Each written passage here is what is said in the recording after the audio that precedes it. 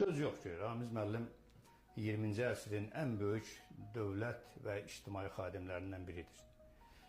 Mən siyasi xadim demirəm Ramiz müəllimə, çünki Ramiz müəllim müstəqil şəkildə siyasətlə məşğul olmayıbdır.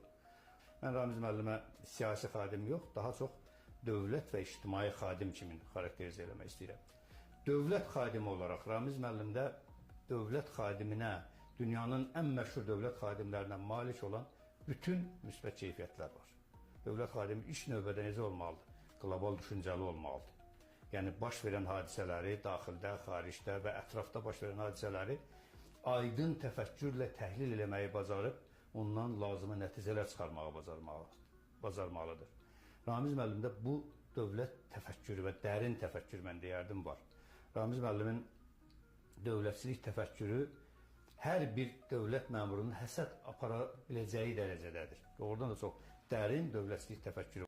Ramiz Mehdiyevlə bu sayədə müqayisə oluna bilmərəm. Mən bəlli məqamlarda əlbəttə verilmiş tapşırıqların əsas qayəsini tutub, onun əsas, belə deyək, sahələr üzrə icrasını təmin edirdim. Amma dəqiqliklə, son nöqtəsinə qədər, burada necə ola bilər, o necə ola bilər, bütün mənfi və müsbət nüansları ölçərək icra etmək keyfiyyətlərini mən Ramiz müəllimdən öyrənmişəm. Bəzən olur ki, Ramiz müəllimə bu və digər biz kadr təqdim edirik. Bu kadrı şöbəyə götürmək lazımdır və yaxud da bizim rəhbərlik elədiyimiz digər qulluq sahələrini götürmək lazımdır. Bizim orada buraxdığımız və yaxud da ki, fikir vermədiyimiz nüansları Ramiz müəllim tutur həmişə.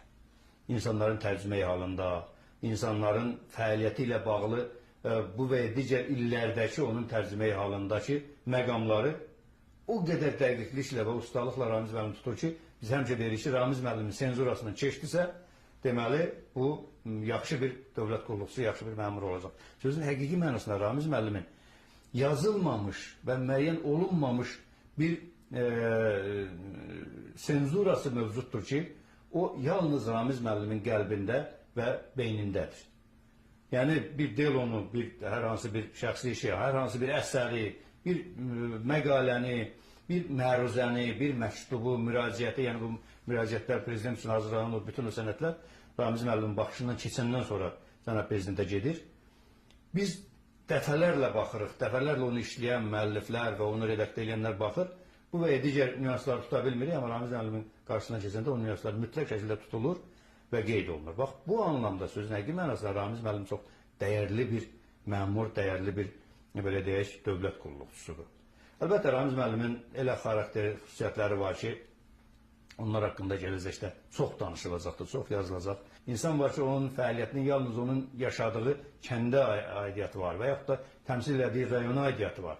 İnsan var ki, onun fəaliyyətinin bütün respublika və bütün xalqa aidiyyatı var və bütün respublika, xalqa da fəaliyyəti dövründə bu və digər bəhrələr verir. Ramiz Mehdiyev məhz o insanlardandır.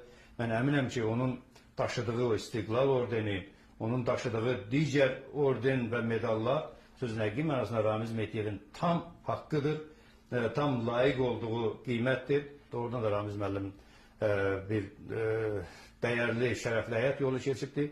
Bu həyat yolundan onun silahdaşları olan bizlərə də bir pay düşür. Ramiz müəllimə bundan sonraki həyatında da möhkəm can sağlığı, eyni aydın düşüncə ilə bundan sonraki həyatında da fəaliyyət arzulayıram.